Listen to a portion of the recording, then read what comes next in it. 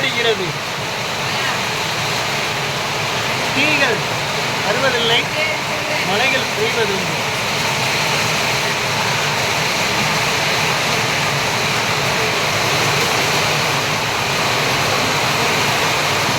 AMS Sunstar பக்தி என்ற YouTube channel மூலியம் திண்டுக்கல் மாவட்டம் சானார்பட்டி ஒன்றியம் கோபால்பட்டி பலத்த மழை பெய்து கொண்டிருக்கும். மிக மகிழ்ச்சியாக விவசாய நிலத்திற்கு மரம் செடி கொடிகளுக்கு மிக சிறப்பாக அற்புதமான மழை பெய்து கொண்டிருக்குது.